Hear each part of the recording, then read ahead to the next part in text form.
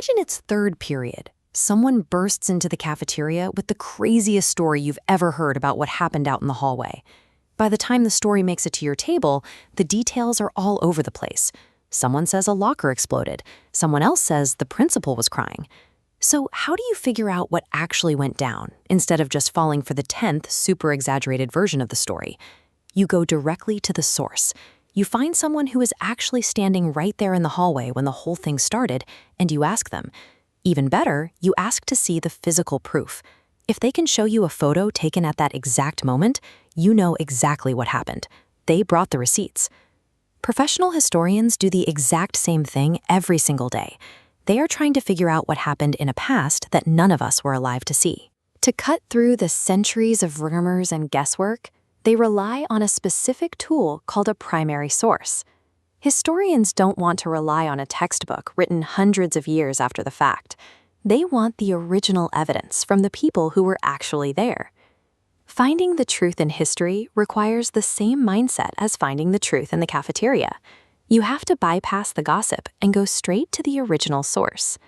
In history, a primary source is anything made during the same time as the events you're studying. This is a strict rule. If you are studying 1920, a textbook written 100 years later cannot be a primary source. If the item wasn't physically existing in the world while the history was happening, it does not count as a primary source. Let's put this rule to the test. Imagine you are a historian studying the daily life of ancient Rome. Look at this real Roman coin. Stamped from metal and used daily, it shows who was in charge and how their economy worked. Here we have a collection of everyday bowls and jars. These tell us exactly how ordinary people cooked, ate, and stored their food. And this is a stone slab with Latin words carved into it. This message shows us the language they spoke and the laws they followed. Every single one of these items was physically present during the Roman Empire. That makes them the ultimate historical receipts for that time period. Now, let's fast forward through history and test our strict rule on a much more modern time period, like World War II. This photo shows soldiers moving through the French town of Cherbourg. We can directly observe their uniforms, equipment, and the state of the city. We also have documents like this handwritten letter from a member of the United States Army Air Force. When we read these specific, personal sentences, we get an unedited, first-hand look right into the writer's mind at that very moment.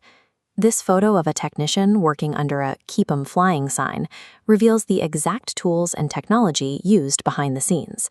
These items look totally different from ancient pottery, but they follow the exact same rule. They are primary sources because they were created during the specific time we are studying. It's easy to think that primary sources are only dusty museum pieces or old black and white photos. But think about what would happen if you buried a time capsule today for teenagers to dig up 1,000 years in the future. Your current smartphone, your school ID, or the ticket stub from a concert. These ordinary objects will become the primary sources for historians living in the year 3000. History is happening right now, all around you, and your everyday possessions are the direct witnesses. So, the next time you hear the term, remember, a primary source is simply a document or an artifact that serves as a first-hand witness to history. When your teacher hands you a primary source in class, think like a detective. You are looking at the exact same evidence that a real person saw or touched hundreds of years ago. If you'd like to see more detailed examples and get extra advice, check out the links in the description below. I'll see you next time.